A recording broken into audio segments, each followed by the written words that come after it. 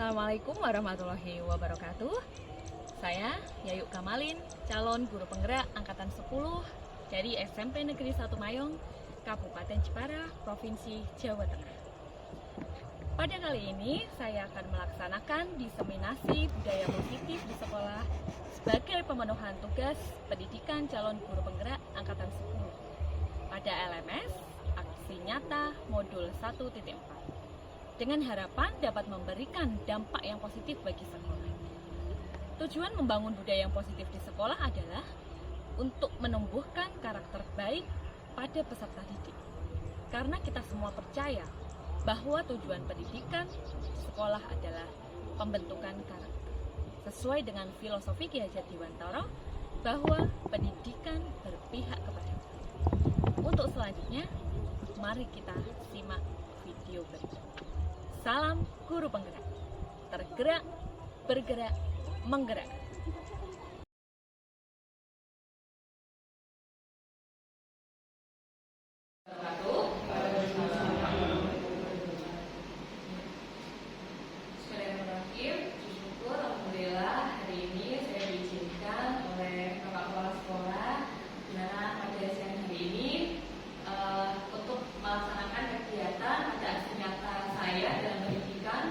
Program calon guru penggerak angkatan 10.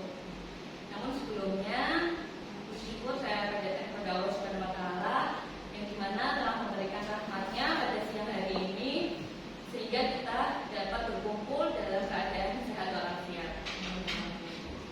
Salawat serta salam juga tak lupa kami haturkan kepada junjungan Nabi Agung Muhammad SAW yang dimana kelak di yaumul kiamah nanti kita nantikan syafaatnya. Pertama-tama kita kegiatan pada hari ini kita buka dengan bacaan basmalah bersama. Mari saya bentangkan.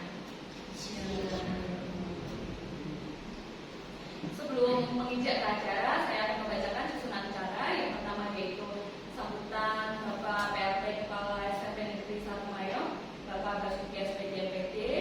Yang kedua adalah kegiatan penyampaian materi menyebarkan pemahaman dan penerapan pengalaman budaya positif di sekolah. Nah, mengisi acara yang pertama yaitu sambutan Kepala SMP Negeri 1 Mayong, Bapak Basuki SPD MPD. Saya persilakan. Kepala SMP Negeri 1 Mayong, Bapak Basuki SPD MPD yang telah memberikan sambutan serta mendukung suksesnya kegiatan pada siang hari ini. Mengisi acara yang kedua yaitu memasuki acara penyampaian materi mengenai kegiatan menyebarkan pemahaman dan penerapan pengalaman budaya positif di sekolah. Namun sebelumnya Bapak Ibu, saya mohon maaf, di sini saya bukan termasuk yang paling pintar, bukan ya. Nah, tapi di sini kita sama-sama belajar. Nah, kita sama-sama mengembangkan ilmu. Nah, untuk apa? Demi kemajuan sekolah kita. Terutama apa? Yang kita utamakan adalah peserta didik. Oke Bapak Ibu, karena memang tujuan kita sesuai dengan filosofi Ki Hajar Dewantara itu, pendidikan adalah berhamba kepada murid, bukan memaksa kehendak kita, namun kita mengikuti arah anak ini kemana. Jadi kita sebagai pendidik yaitu tinggal mengarahkan, menuntun kodrat anak sesuai dengan kodrat alam dan kodrat zaman. Seperti itu ya Bapak Ibu. Nah, itu acara selanjutnya yaitu penyampaian materi mengenai budaya positif. Nah, pada kali ini saya akan menyampaikan konsep inti dari budaya positif. Yang pertama yaitu mengenai perubahan paradigma belajar. Yang kedua, nilai-nilai kebajikan. Yang ketiga, motivasi perilaku manusia. Yang keempat, keyakinan kelas. Yang kelima, disiplin positif. Yang keenam, kebutuhan dasar manusia. Yang ketujuh, posisi kontrol guru. Dan yang terakhir yaitu segitiga restitusi. Nah, ini Bapak Ibu, sebelum kita mempelajari mengenai budaya positif di sekolah, kita harus tahu, nah, konsep inti dari budaya itu seperti apa.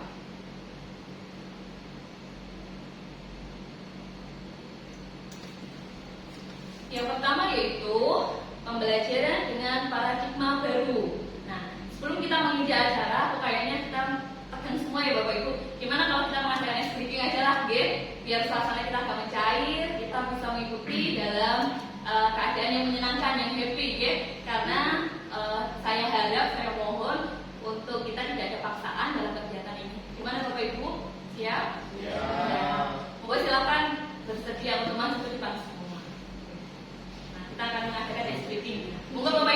kita belajar di depan semua. Anaknya kayaknya ngantuk gitu. Kalau bisa belajar semuanya ke depan, jadi satu garis. Satu garis itu. Iya Bapak, satu garis. Ya, itu. Bapak itu juga Bapak. Ini garis itu kan. Iya. Ini Mas Dimas, ini Mas Ari. Speaking kali ini adalah clue-nya menangkap Lena. Bukan Leni nggih, kalau Leni saya kan kemarin Pak Dimas. Tapi kali ini kita menangkap Lena aja nggih. Nah di sini nanti clue-nya Bapak Ibu. Nah Bapak Ibu akan mengangkat kedua tangan. Satunya seperti ini untuk menangkap, satunya hanya telunjuk yang diangkat. Nah, dua-duanya tetap diangkat Bapak Ibu. Oke. Nah jadi kanan kiri telunjuk temennya. Nah gitu. Jadi beda telunjuk kalau disembunyikan. Kalau sembunyikan berarti kanan. Tidak apa-apa. Tidak apa-apa. Misalkan Mas Dimas mau nangkap Bumalika dalam pagi. Karena yang ditangkap baru yang sebelahnya. Paham ya Bapak Ibu? Nah jangan mencari lawan yang lain lah. Karena pertanyaan memang seperti itu. Siap Bapak Ibu bersedia? Ya, deh. Nah, saya akan bacakan kisahnya terlebih dahulu, ya. Pada suatu kampung, boleh tangannya di atas semua, Bapak Ibu. Hiduplah satu keluarga yang sangat harmonis. Dalam keluarga itu terdiri dari seorang ayah, seorang ibu, dan ketiga anak putrinya yang bernama Lena. Nah, ayo. Ada yang udah kena. Nah, berarti bagi yang belum fokus, ya. Nah, kita ulang lagi, ya. Ini Bapak Ibu, ya. Seperti Bunisa tadi, kita betul. Setiap saya mengucapkan kata Lena, kita menangkap telunjuk yang ada di sebelah kita. Paham, ya? Jadi Bumalika nangkap Pak Ferry dan selanjutnya, oke? Paham? Paham. Jadi kita fokuskan pemikiran kita, oke? Oke. Saya lanjut ceritanya, ya.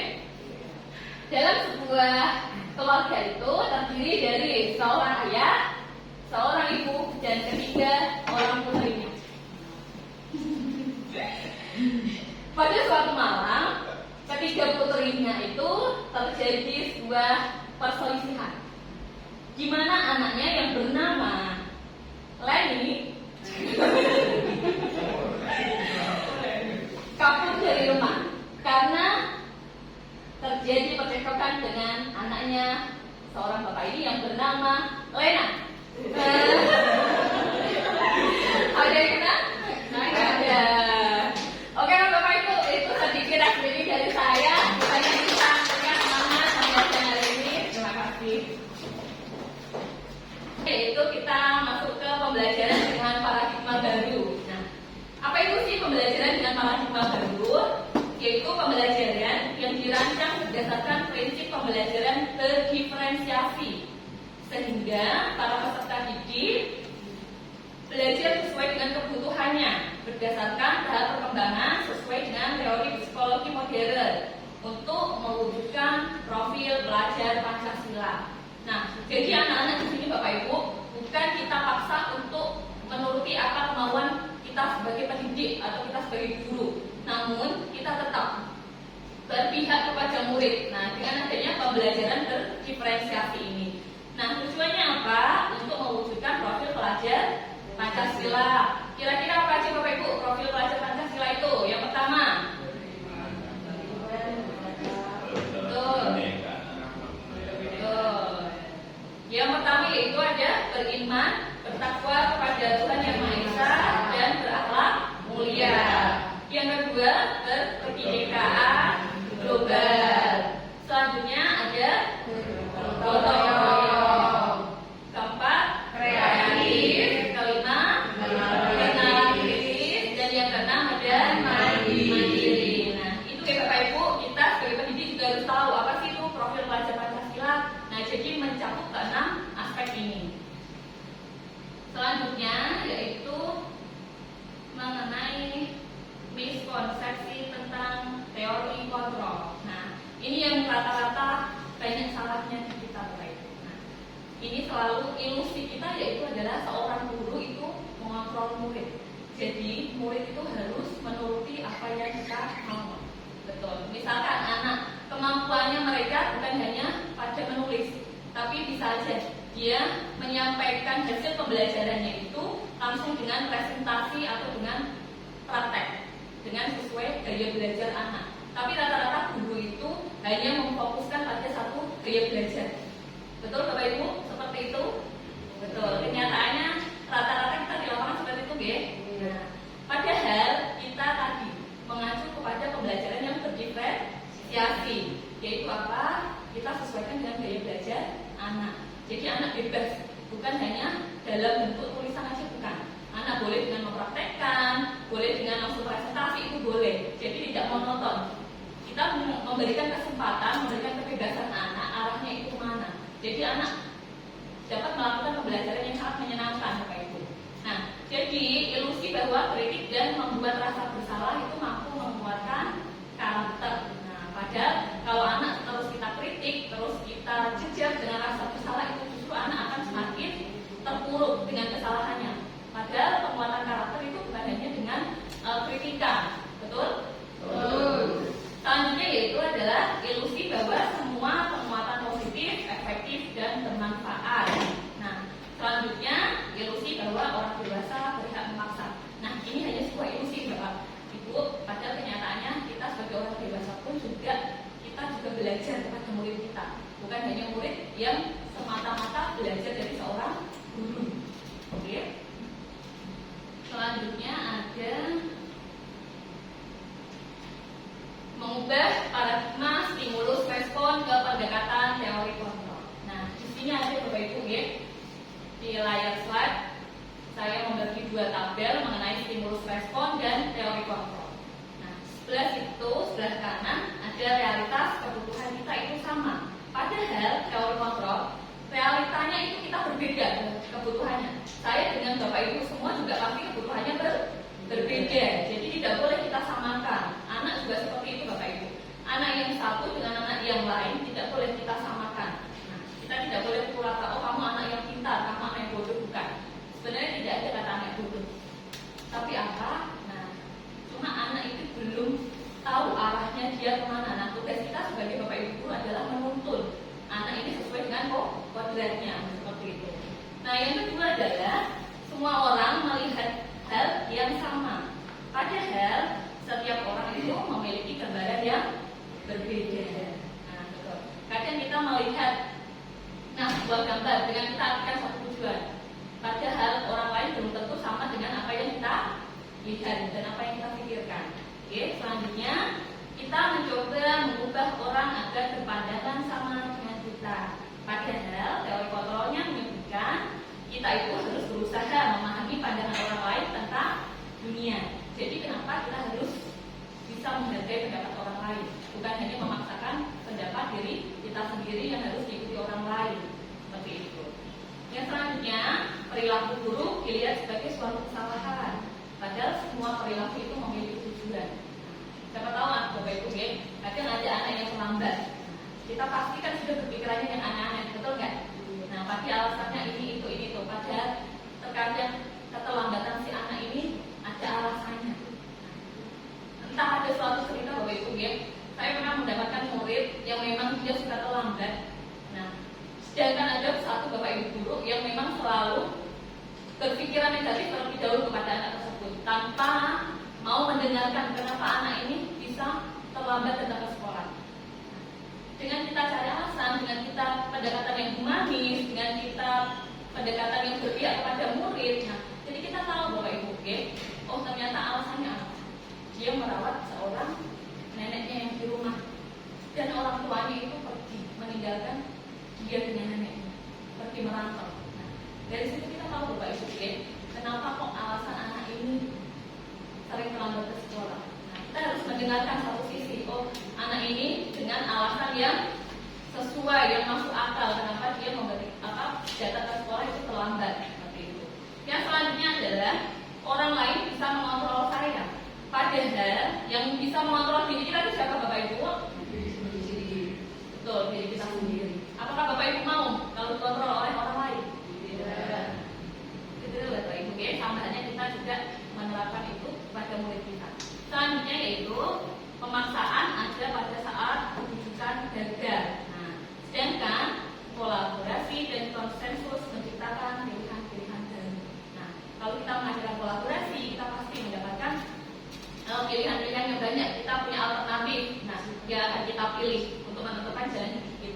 Selanjutnya yaitu model berpikir menang atau kalah.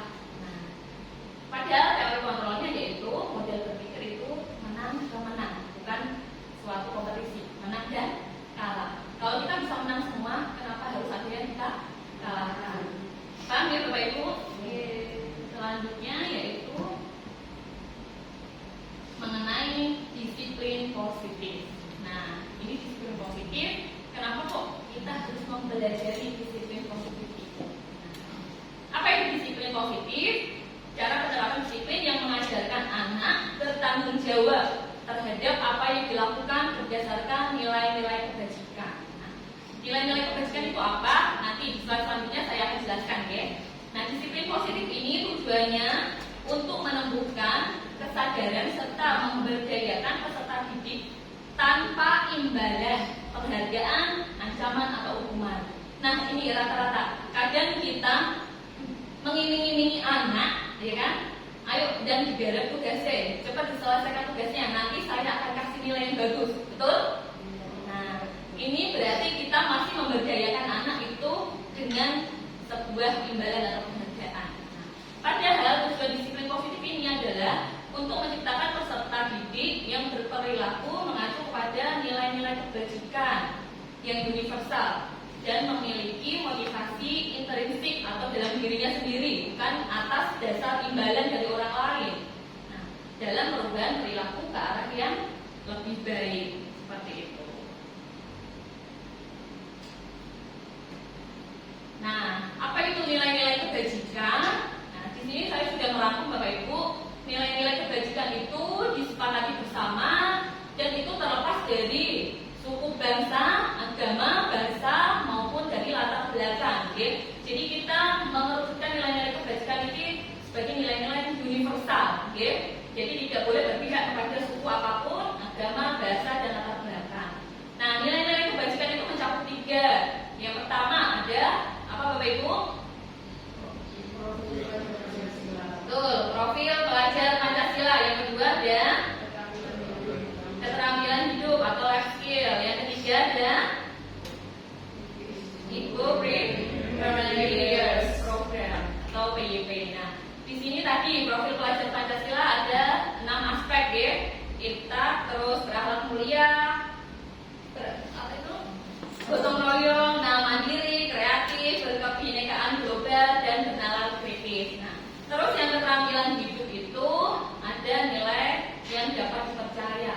Terus lurus hati, menjadi pendengar yang aktif, tidak merendahkan orang lain dan memberikan yang terbaik dari diri kita sendiri. Nah, yang ketiga ada Ibu Primary Years Program atau PYP. Nah, di sini apa nilai-nilai itu? Yang pertama ada integritas, mandiri, menghargai, antusias, empati, keingintahuan, kreativitas, kerjasama, percaya diri, dan komitmen. Nah, nilai-nilai kebajikan ini Bapak Ibu ya, bukan hanya murid aja yang harus memiliki, tapi kita sebagai pendidik juga harus memiliki nilai-nilai kebajikan. Kalau kita memiliki nilai-nilai kebajikan, saya yakin anak itu meniru seorang pendidik, meniru gurunya. Kalau kita tidak mempunyai nilai-nilai yang baik, anak pun juga akan mencontoh apa yang dilakukan oleh pendidik atau gurunya. Nah, selanjutnya kita belajar mengenai kebutuhan dasar manusia. Nah, kenapa kok budaya positif ini dikaitkan dengan kebutuhan budaya manusia sih? Nah, kebutuhan dasar manusia ini berkaitan dengan budaya positif karena apa? Kebutuhan ini yang kita lakukan untuk mendapatkan apa yang kita inginkan. Seluruh tindakan yang kita lakukan itu memiliki tujuan tertentu dan semua usaha terbaik yang kita lakukan adalah dalam rangka agar kebutuhan dasar kita terpenuhi dengan baik. Kalau kita kebutuhan dasarnya belum terpenuhi dengan baik, saya yakin dia tujuan arah hidupnya tidak akan tercapai. Nah, di sini ada Bapak Ibu ya. Menurut teori George, mengenai 5 kebutuhan manusia, itu yang pertama adalah kebutuhan bertahan hidup atau survival. Nah, itu terkait apa kebutuhan hidup itu? Terkait makanan, terus pakaian, tempat tinggal,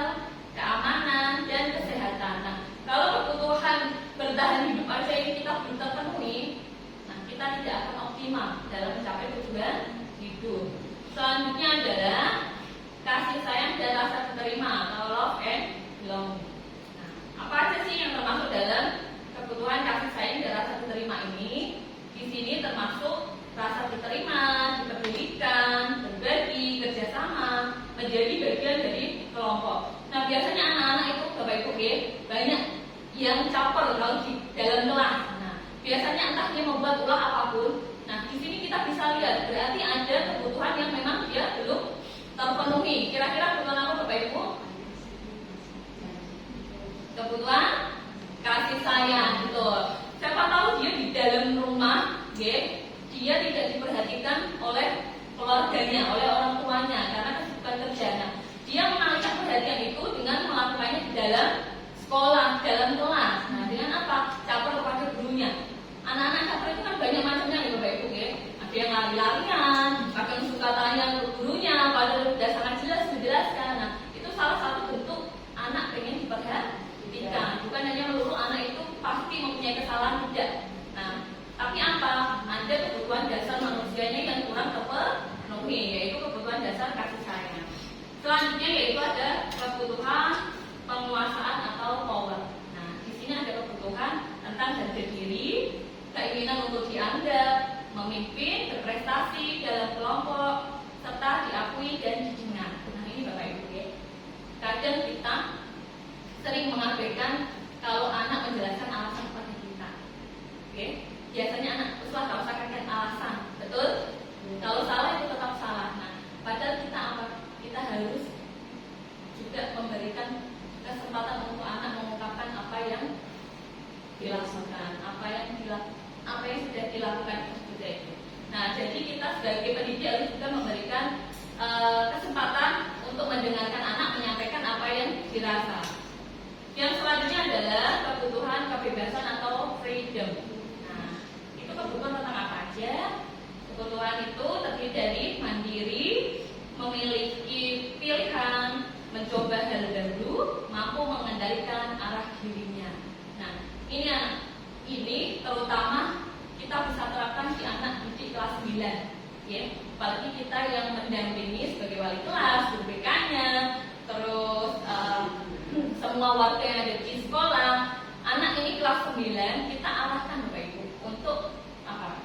Memilih sekolah lanjutan. Nah, baik ke SMA ataupun ke SMK. Nah, rata-rata anak memilih sekolah lanjutan itu dia nggak tahu dasarnya apa, hanya memilih sekolah itu. Biasanya hanya ikut-ikutan dengan temannya.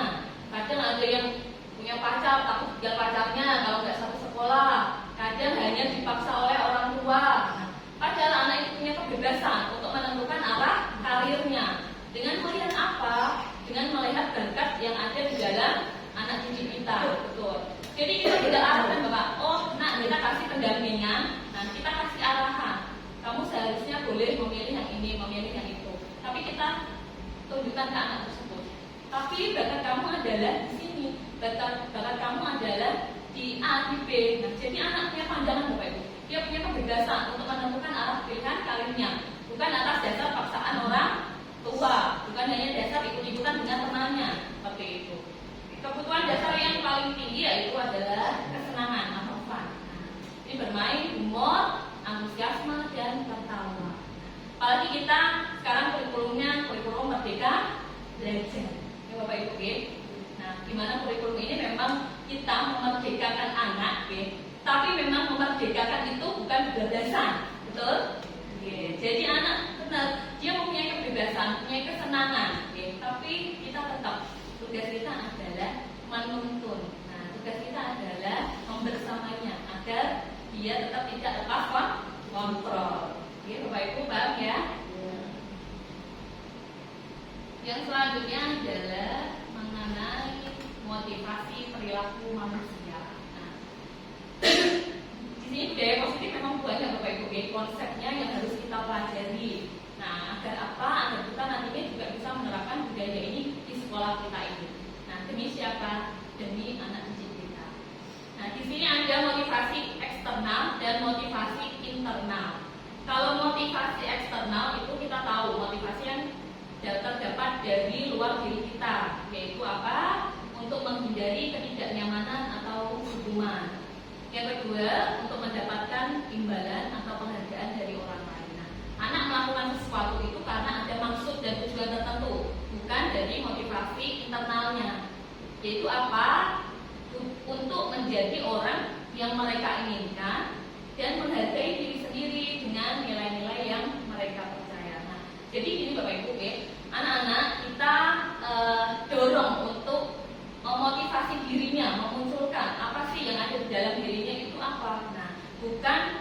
dasar untuk mendapatkan imbalan atau penghargaan. Nah, jadi anak benar-benar menghargai dirinya sendiri dengan nilai-nilai yang mereka percaya. Selanjutnya yaitu ada nah, ini bedanya Bapak Ibu ya, mengenai hukuman, konsekuensi dan restitusi. Terkadang kita lupa Bapak Ibu ya, membedakan ketiga hal ini.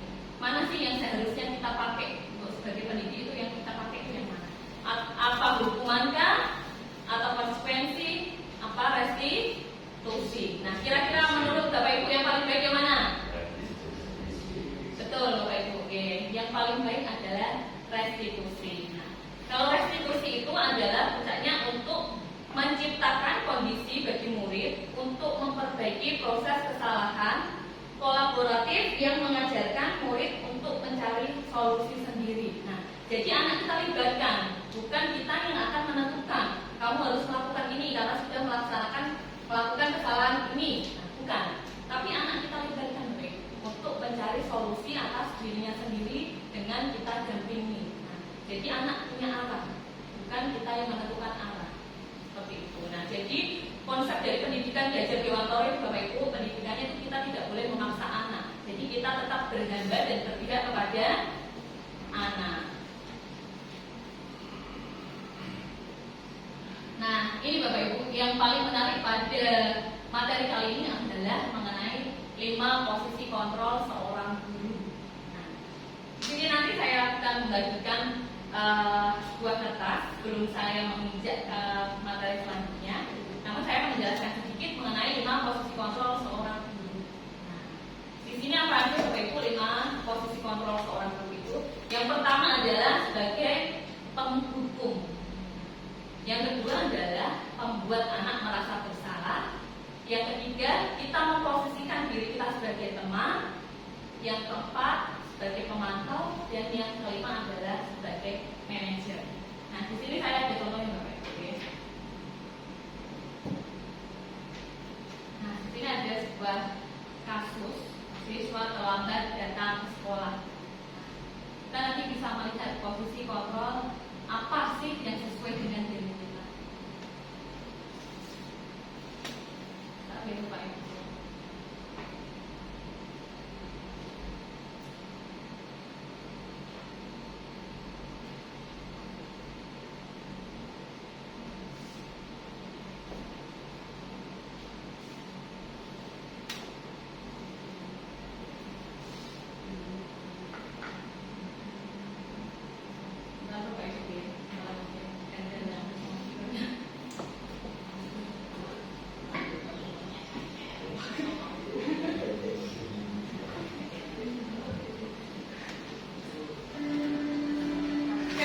Kita boleh saksikan tayangan video ini. Ini ada sebuah kasus mengenai siswa terlambat datang ke sekolah dengan penerapan 5 posisi kontrol yang sudah saya jelaskan tadi. Naren, sini kamu. Selamat pagi Bu. Selalu terlambat. Kamu deh pasti terlambat. Maaf Bu, saya Apa? Apa coba? Alasan kamu apa lagi? Kapan sih kamu tidak terlambat? Malas sekali ya kamu jadi anak. saya Dasar pemalas. Gak kapok-kapok sih kamu. Sudah berapa kali terlambat? Sana, kamu keliling lapangan basket 2 kali. kenapa saya harus keliling lapangan basket Bu? Kenapa? Kamu melawan ibu. Berani-beraninya jawab. Sudah terlambat, masih berani jawab pula. Sekarang, keliling lapangan basket 5 kali sekalian. Biar kapok. Cepat. Pergi sana ke lapangan basket. Ini yang posisi kedua Bapak Ibu, posisi merasa bersalah.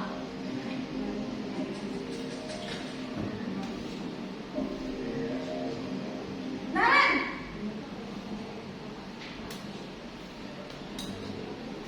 Selamat pagi Bu. Naren. Kamu kenapa terlambat lagi, nak? Ya Tuhan, Naren. Kamu senang ya bikin ibu susah ya?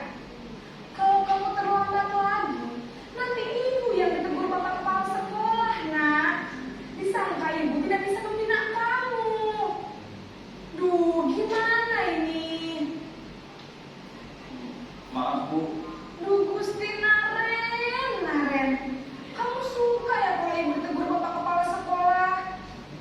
Terus, sekarang ibu harus tulis apa ini di buku absen? Ini kamu sudah sering terlambat loh. Ibu harus apa coba? Maaf Bu. Maaf sekali. Ya sudah, lain kali jangan bikin ibu susah lagi ya nak ya. Ibu tidak akan kuat lagi kalau kamu begini terus.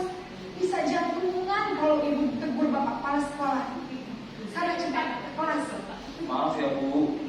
Maaf sekali. Ini yang ketiga Bapak Ibu, contoh penerapan yang positif sebagai teman.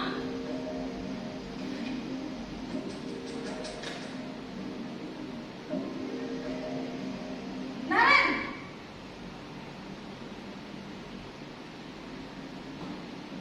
Selamat pagi Bu. wah sudah jam berapa ini nak? Terlambat lagi ya sayang. Iya Bu. Habis ibu saya lupa bangunkan saya Bu. Kamu malah menyalahkan ibu kamu.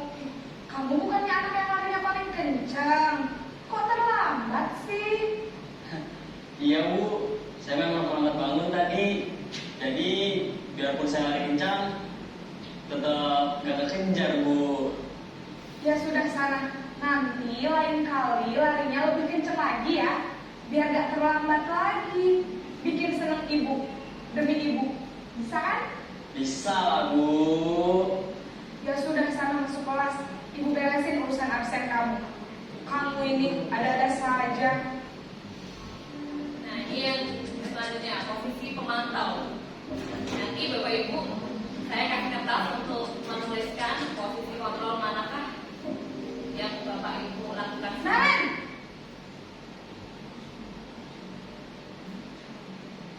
Selamat pagi Bu.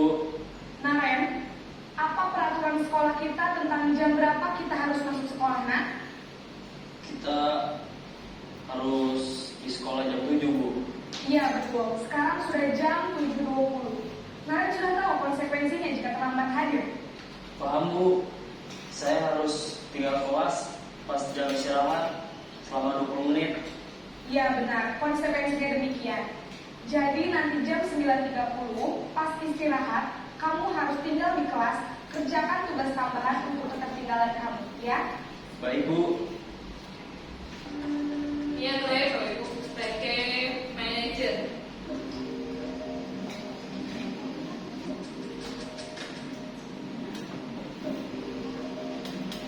Naren!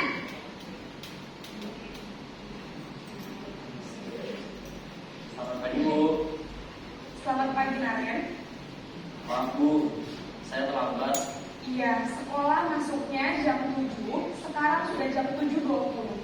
Jadi sekarang bagaimana ini Naren? Maaf Bu, saya lupa setel alarm saya semalam. Baiklah, menurut kamu, keyakinan sekolah yang mana yang perlu kamu tingkatkan? Menghargai diri sendiri dan orang lain mungkin ya Bu. Setuju. Jadi, apakah Naren meyakini prinsip saling menghormati tersebut? Iya Bu, saya meyakininya. Apakah Naren bersedia memperbaiki masalah keterlambatan ini? Bersedia Bu. Bagaimana kamu akan memperbaiki masalah keterlambatan ini? Saya akan coba untuk tidak lupa menyetel alarm saya Bu. Baik, kalau Naren mau nyetel alarm di rumah, ada orang yang kira-kira bisa bantu mengingatkan tidak? Ada Bu, kakak saya, Kak Emma. Ada lagi selain Kak Emma? Selain Kak Emma, ada ibu saya. Baik, jadi yang mengingatkan Naren adalah Kak Emma dan ibu kamu ya? Kira-kira akan mulai setel alarm kapan nih Naren? Setelah pulang sekolah, akan segera saya lakukan. Baik, jadi Naren akan setel alarm untuk bangun besok pagi dan akan diingatkan oleh kakak dan ibunda Naren ya. Ada lagi yang mungkin perlu dilakukan Naren agar tidak terlambat bangun lagi? Tidak ada Bu. Baik Naren, terima kasih untuk kerjasama kamu. Sekarang kamu perlu kembali ke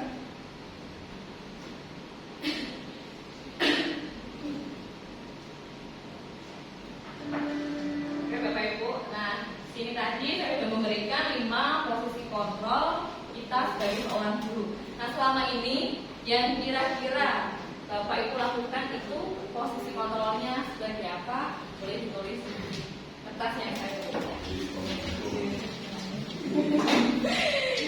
Ini bukan yang sebaiknya ya, tapi yang sudah kita lakukan selama ini. Bapak Ibu, nah nanti kita bisa bahas bersama-sama apa yang seharusnya kita lakukan.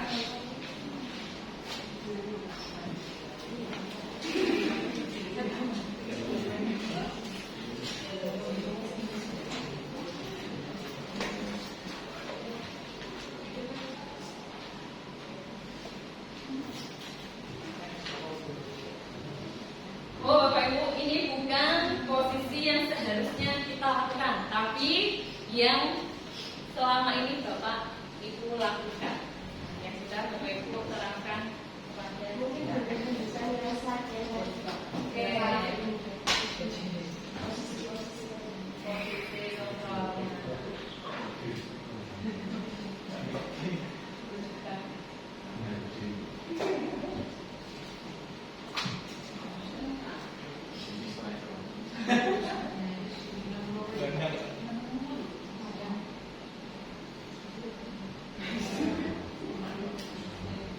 Nah ini Bapak Ibu ya, 5 posisi kontrol seorang guru yang sesuai dengan contoh yang sudah saya berikan. Ada penghukum, pembuat merasa bersalahkan, atau Bapak Ibu selama ini menjadi teman untuk anak didik kita, sebagai pemantau atau sebagai manajer. Boleh Bapak Ibu tulis di lembar yang sudah saya kasih. Nanti boleh ditempel Pak. Ya. Sudah Bapak Ibu? Belum? Selama ini kita kira-kira kita itu posisinya sebagai apa yang sudah kita lakukan? Kalau kita kasih nama ada apa-apa Bapak Ibu? Oke, ada apa-apa? Nanti kita sudah, yang sudah boleh ditempel di bagian sini Bapak Ibu. Boleh ditempel ke depan. Nanti kita bahas bareng-bareng.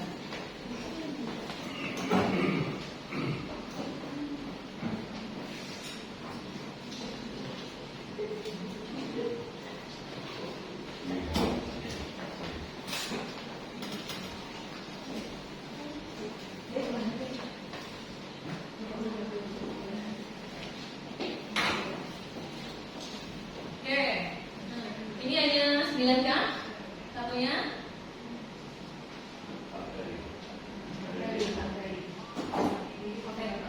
Oke. Oke Bapak Ibu, nah sini saya bacakan ya, posisi kontrolnya adalah sebagai teman, pemantau, manajer, teman, manajer, teman atau bestie, ya kan? Nah, bestie. Gak ada nih, jadi menghukum, gak ada ya. Alhamdulillah kalau memang gak ada ya Bapak Ibu. Kita tadi sudah menjelaskan Bapak Ibu. Nah, kalau posisi kita sebagai penghukum, nah kita tahu dampak yang akan diterima oleh anak itu akan seperti apa. Betul? Betul. Karena apa? Saya pernah mempunyai teman Bapak Ibu ya, di suatu sekolah ekstra. Ya. Nah, dia pernah ditegur oleh seorang guru. Tapi menegurnya bukan secara humanis, tapi lebih ke arah menghukum dengan kata-kata yang kurang enak didengar. Apa yang terjadi dan yang dirasakan oleh anak ini? Ternyata dampaknya itu apa Bapak Ibu? Dampaknya itu terbawa sampai kita dewasa. Betul? Yang diingat adalah pernah dihukum ya. Walaupun nah kita tahu kadang kita melakukan kesalahan, tapi apa dampaknya? Ini dampak yang sangat dahsyat untuk kita anak-anak ke depannya. Pasti di memori anak itu, oh guru saya pernah melakukan hal yang kurang baik terhadap saya. Seperti itu. Efeknya apa? Ya kalau ada anak yang memang bisa langsung mengungkapkan ekspresi emosinya, entah menggebresi ban motor Bapak Ibu gurunya. Ada seperti itu, ada Bapak Ibu. Oke.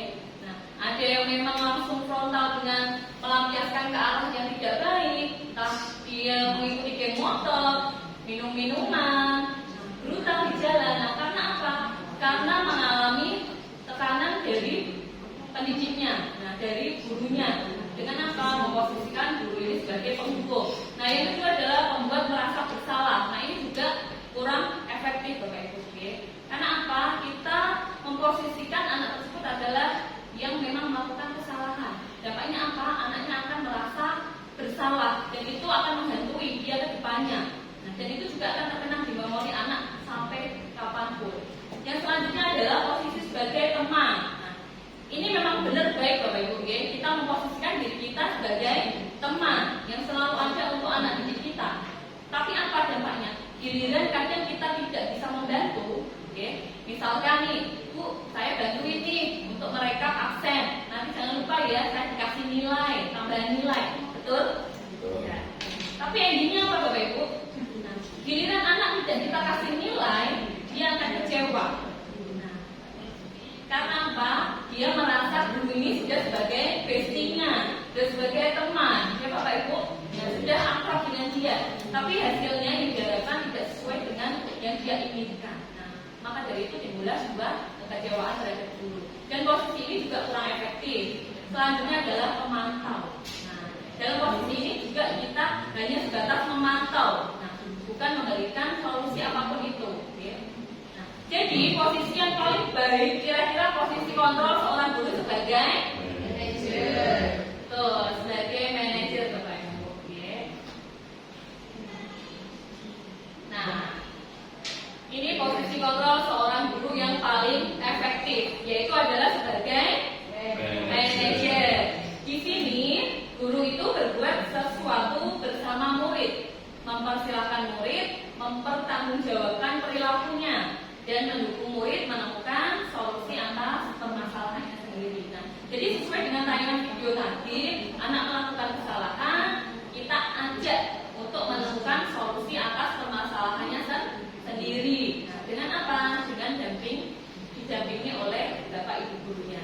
Yang kedua, posisi manajer ini mengacu kepada restitusi tadi ya, bukan hukuman, bukan konsekuensi, namun melainkan mengacu pada restitusi yang dimana dapat menjadikan murid ini sebagai manajer bagi dirinya sendiri. Sehingga apa? Sehingga terbentuk identitas positif atau identitas yang berhasil pada diri murid tersebut. Nah, ini Bapak Ibu ya. Nah, kenapa kita juga harus menerapkan keyakinan kelas? Kok bukan kesepakatan kelas sih? Nah, beda gitu Bapak Ibu. Keyakinan dengan kesepakatan. Nah, kita lebih fokuskan ke keyakinan sekolah atau keyakinan kelas. Karena apa? Peran kita di sini yaitu untuk mewujudkan terbentuknya keyakinan sekolah atau kelas dengan adanya kesepakatan antara guru dan murid, bukan peraturan yang sudah dibuat terus anak harus menaati itu, bukan. Tapi kita lebih ke keyakinan sekolah atau kelas. Kita melibatkan guru, murid, betul, dan stakeholder yang ada di sekolah. Nah, jadi apa? Keyakinan ini berupa pernyataan yang universal. Nah, dibuat mengenai pernyataan yang positif. Namun kita boleh Bapak Ibu ya, sedikit saja.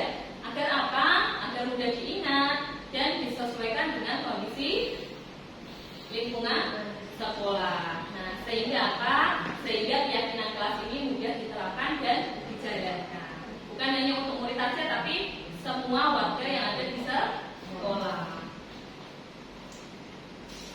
Bapak Ibu, di sini saya sudah membuat keyakinan kelas bersama anak-anak yang dimana nantinya Bapak Ibu juga bisa mengaplikasikannya, menerapkannya di dalam kelas, membuat keyakinan kelas yang nantinya dibuat bersama-sama, melibatkan juga seluruh warga kelas, sehingga terbentuk keyakinan kelas yang nantinya kita pilih beberapa, kita kelompokkan menjadi kalimat yang singkat, menjadi beberapa kalimat yang memang positif, gitu Bapak Ibu.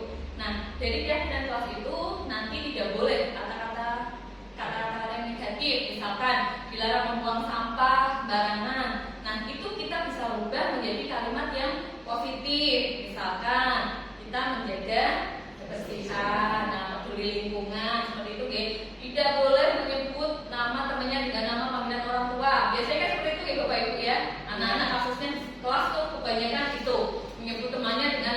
perwakilan orang tua. Nah, keyakinan kelas apa yang nantinya bisa dibuat? Nah, misalkan menghargai dan menghormati antar teman. Nah, jadi kalimat-kalimat negatif itu nanti kita buat menjadi kalimat yang positif. Nah, dan dalam keyakinan kelas itu Bapak Ibu yang perlu digarisbawahi adalah itu kalimatnya hanya yang kalimat singkat dan mudah dipahami sehingga anak-anak itu tidak mudah lupa dan kembali lagi.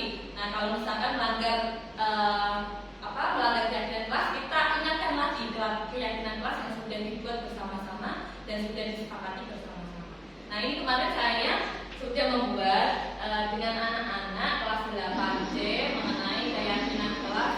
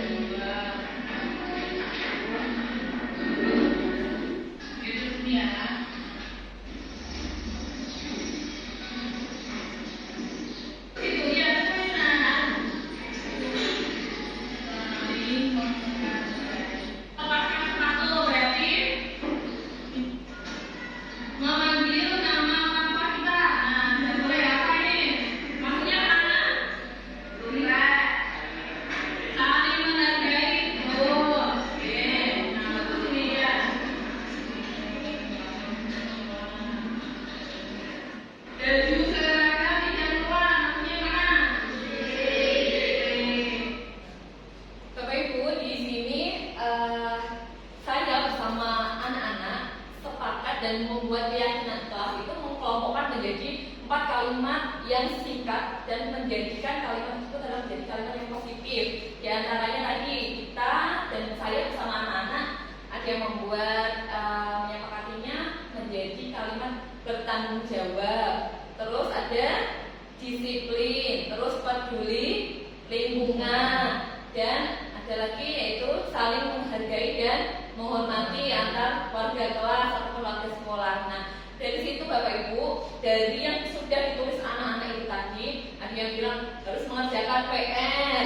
Nah, terus tidak memanggil nama orang tua tadi, terus apalagi tadi tidak membuang sampah sembarangan. Nah, ada kalimat-kalimat yang masih negatif itu kita bimbing anak-anak menjadi menyusun menjadi kalimat yang positif, ya. Kayak tadi tidak membuang sampah sembarangan, itu maksudnya kepada apa Bapak Ibu? Peduli lingkungan. Nah, terus harus mengerjakan PR. Nah, itu apa Bapak Ibu?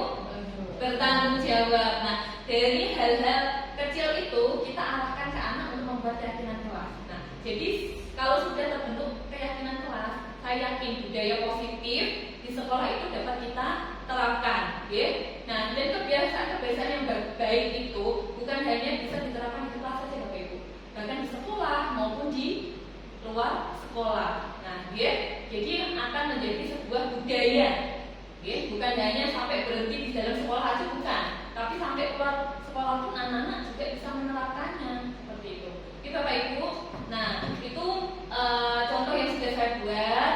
Suatu saat nanti, nah ataupun besok juga Bapak Ibu bisa langsung menerapkannya, okay? Sehingga kita semakin cepat, semakin lebih baik melaksanakan perubahan budaya positif yang memang digambarkan oleh anak-anak kita. Begitu ya Bapak Ibu ya, paham ya? Selanjutnya yaitu, nah di sini Bapak Ibu ya, segitiga restitusi. Nah, kenapa kok kita harus menerapkan segitiga restitusi? Di sini adalah suatu proses dialog yang dijalankan oleh guru agar dapat menghasilkan murid yang mandiri dan bertanggung jawab. Apa aja sih itu segitiga restitusi?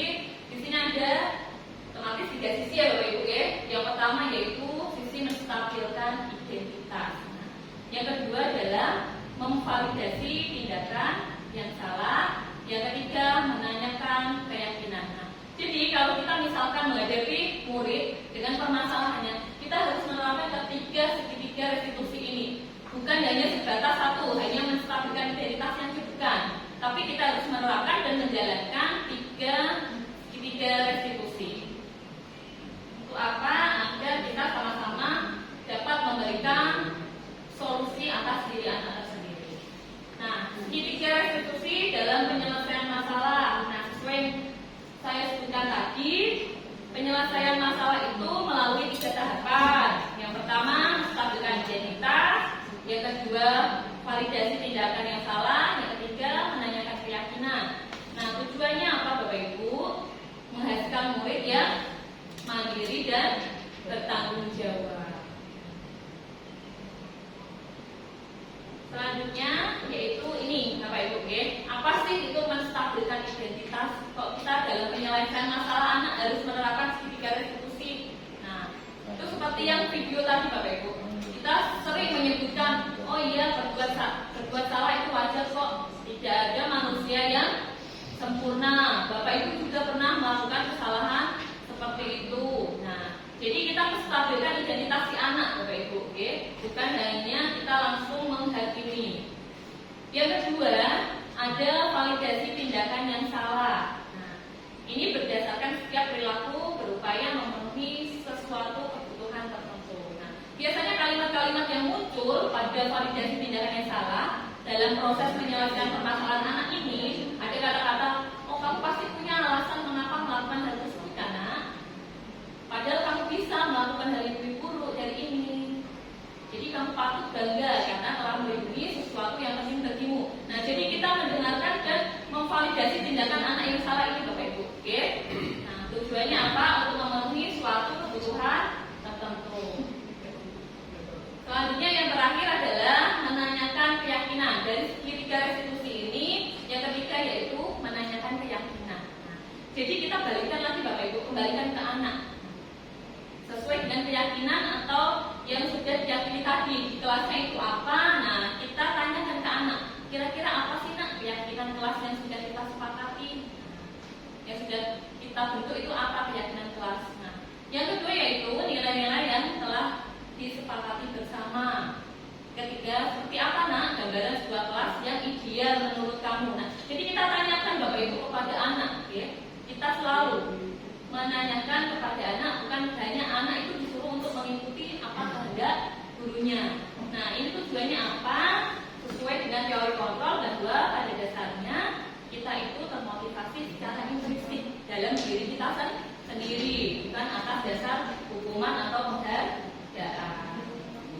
Kemarin saya sudah membuat contoh praktek menggunakan segitiga restitusi. Nah, di sini saya melakukan dua kasus dengan persoalan yang berbeda. Yang pertama yaitu ini persoalannya tidak mengerjakan tiket kelas. Nah, yang dimana ada salah satu siswa kelas 8C kemarin satu kelompok dengan teman-temannya di grup piket. Nah, kebetulan ada salah satu teman yang tidak melaksanakan piket. Nah, di situ dia menegur temannya yang tidak melaksanakan piket sehingga timbul kemarahan atau emosi dalam dirinya. Nah, sehingga dia sampai menarik baju temannya. Nah, di sini saya memanggil anaknya karena memang ada laporan dari temannya. Kemudian saya membantu untuk menyelesaikan masalah dengan menggunakan segitiga restitusi seperti yang tadi saya jelaskan, ya. Ada 3 tahapan. Nah, seperti ini Bapak Ibu.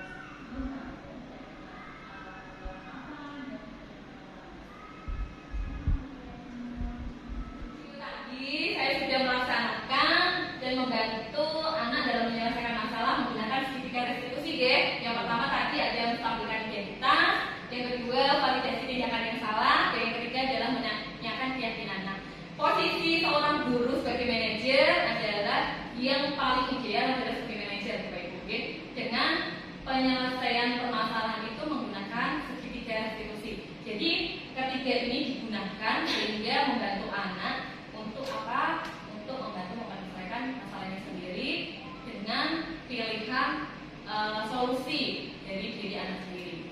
Itu Bapak Ibu. Jadi kalau seorang manajer itu kurang ideal kalau hanya menggunakan 1 atau 2 atau 3. Jadi semuanya kita pakai ketiga-tiganya. Paham ya Bapak Ibu?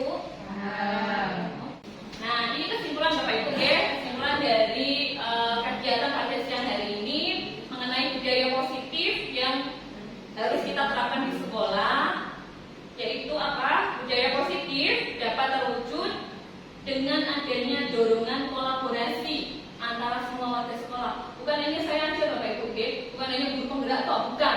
Nah, tapi apa? Ayo kita tergerak bersama, kita bersama-sama berkolaborasi antar stakeholder, kita libatkan semua warga sekolah untuk apa? Untuk menjalankan budaya positif. Nah, dengan menjalankan budaya positif di sekolah itu, maka akan apa? Mempermudah dalam tercapainya tujuan pendidikan nasional sesuai dengan filosofi Ki Hajar Dewantara, yaitu apa Bapak Ibu? Pendidikan yang berpihak pada murid. Nah, dan ini sifatnya menuntun, Bapak Ibu, bukan memaksa, tapi menuntun tumbuh hidupnya kekuatan kodrat yang ada pada murid. Baik, Bapak Ibu, itulah penyampaian materi pada siang hari ini. Semoga apa yang saya sampaikan, apa yang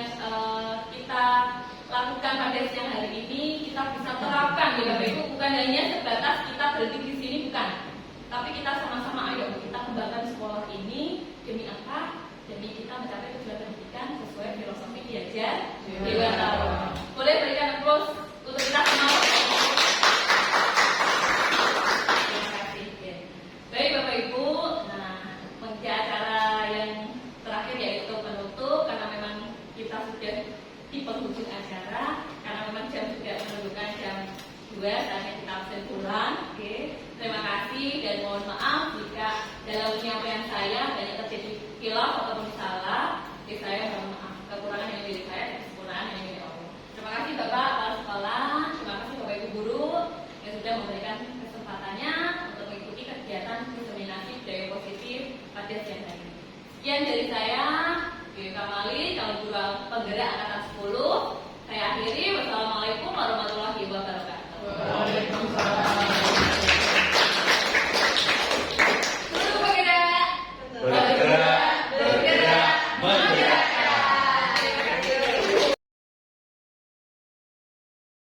Warahmatullahi wabarakatuh. Perkenalkan, saya Dia Ayu Retno Palupi, rekan sejawat dari Ibu Yayu Kamalin, calon guru penggerak angkatan 10 di SMP Negeri 1 Mayong. Di sini tadi kami telah mengikuti sebuah kegiatan diseminasi budaya positif yang disampaikan oleh Ibu Yayu Kamalin kepada rekan-rekan sekolah di SMP Negeri 1 Mayong. Nah, di sini Ibu Yayu menyampaikan apa yang beliau pelajari pada rangkaian pendidikan calon guru penggerak, khususnya pada materi budaya positif. Nah, dengan adanya kami mengikuti kegiatan pengimbasan budaya positif tersebut, membuat saya dan teman-teman ingin juga bergerak mengikuti jejak beliau untuk lebih mengintensifkan program-program budaya positif di sekolah, sehingga keberpihakan kita kepada siswa lebih dapat kita maksimalkan dan budaya positif di sekolah dapat berjalan lebih baik lagi dari sebelumnya. Terima kasih saya ucapkan kepada Ibu Yayu Kamalin, semoga pendidikan calon guru penggeraknya berjalan dengan lancar dan memperoleh predikat yang baik serta ilmu-ilmunya dapat bermanfaat. Sukses selalu untuk Ibu Yayu Kamalin, calon guru penggerak angkatan 10 dari SMP Negeri 1 Mayong. Wassalamualaikum warahmatullahi wabarakatuh. Assalamualaikum warahmatullahi wabarakatuh. Perkenalkan, saya Hesti Ambarwati, teman sejawat dari Ibu Yayu Kamalin, calon guru penggerak angkatan 10 di SMP Negeri 1 Mayong. Hari ini saya telah mengikuti kegiatan diseminasi budaya positif yang dilakukan oleh Ibu Yayu. Ada beberapa hal yang saya peroleh dari kegiatan tersebut. Yang pertama yaitu mengenai pentingnya budaya positif untuk membangun sekolah yang berkarakter dan pendidikan yang berpusat pada murid. Dengan adanya kegiatan tersebut, manfaat lain yang saya peroleh yaitu kegiatan tersebut dapat memberikan imbas budaya positif yang menyebabkan saya ingin juga bergerak mengikuti jejak beliau untuk lebih mengintensifkan program-program budaya positif, sehingga keberpihakan kita kepada siswa lebih dapat dimaksimalkan dan budaya positif di sekolah dapat berjalan dengan baik lagi. Terima kasih kepada Ibu Yayu Kamalin, semoga pendidikan calon guru penggeraknya dapat berjalan dengan lancar dan bermanfaat. Sukses selalu untuk Ibu Yayu Kamalin, calon guru penggerak angkatan